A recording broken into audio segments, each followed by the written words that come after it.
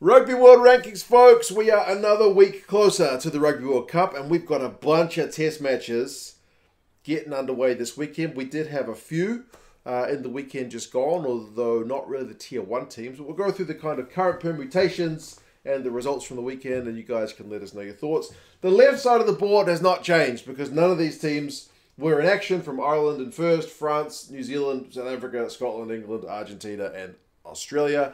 Remember, the Rugby Championship took a break. Now, there are possibilities of some change-ups with those fixtures on the cards this weekend. So the Wallabies are hosting the All Blacks in Melbourne. The All Blacks can pass the French. Any win will do. They will head into second spot if they can win that first Bledisloe Cup game. The Wallabies can head back into seventh if they manage to win at home against the All Blacks, but the All Blacks are certainly going to be favourites for that one. Argentina is travelling to South Africa. South Africa, being as far as ahead as they are, is of Argentina, 88 to 81.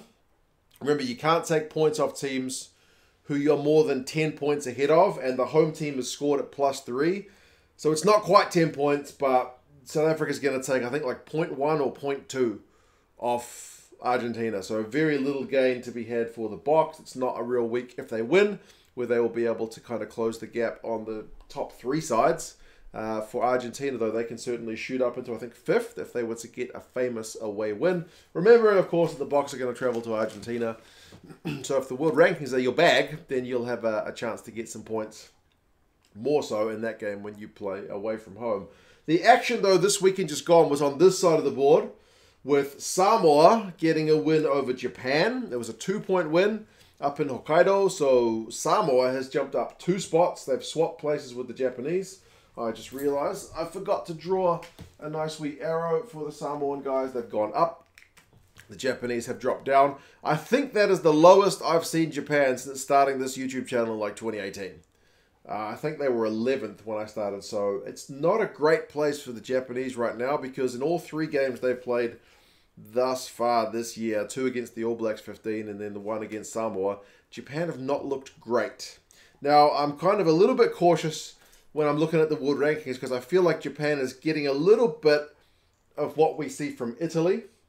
Like, Italy is usually a stronger team than their World Rankings would indicate, but they play the Six Nations, and they usually play November or July matches, June matches up against Tier 1 teams.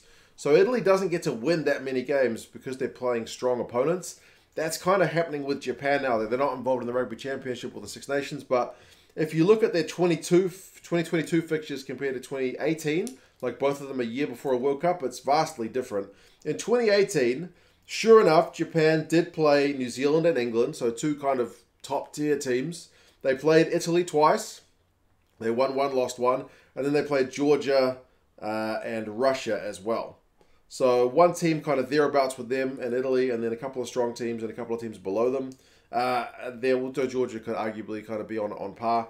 2022, though, they played Uruguay twice, and then France twice, New Zealand, England, and then France again. So they're playing just a higher caliber of opposition. They're getting more games of that level. So World Rankings-wise, it's certainly affecting Japan. But as I said, the rugby on the field this year has not been great either. So not a great time for the Japanese. Sadly, their peak of 2019 seems a wee way ago. They've still got a bit of time to turn it around, but that time is fast running out. Great win for Samoa, though. Admittedly, they had an extra man for like 50 minutes because Michael Leach got a red card in that game. But, man, Samoa, top 10 for the first time in a wee while. So well done to them. Fiji also managed to take points off Tonga in their win, but not enough to kind of head up into a new spot. So they are still there in 13th. So yeah, those were the kind of main games at the weekend. And then there's more to come this coming weekend. Uruguay is playing Chile. That should be a good build-up for both teams ahead of the World Cup. South Africa is playing Argentina, like I mentioned. Scotland is playing Italy at home. So Scotland's going to get nothing from playing Italy because of the points gap. Remember, 82-74. Gap's less than 10, but Scotland +3. It's 85. So Scotland can't get nothing if they win. World Rankings-wise, not going to be affected, but they'll lose some points if Italy manage to get a win. If Italy win, I think they'll go up to, 11th. So incentives there for the Italians to put in a big shift. But ultimately, the incentives this weekend is don't get any injuries, get some form into you guys ahead of the World Cup. Japan is playing Tonga. Marginal gain for Japan if they win because the points difference is going to be like more than 8 points, almost 9 points once you consider the kind of home advantage the Japanese guys have got. But if they lose, and they've not been in good form, they'll head down to 14th. So, yeah, Jamie Joseph's boys need to get cracking. The Aussies and the New Zealanders I've already talked about. And then Samoa is playing Fiji. Fiji, I think, could go up to 10th if they get a win away in Samoa. Samoa don't have enough in them to catch Wales. So, Wales, you are secure in your 9th spot for another week ahead of the World Cup. But, yeah, plenty of permutations. What do you guys reckon? How do you think these rankings sit with the teams heading into the World Cup?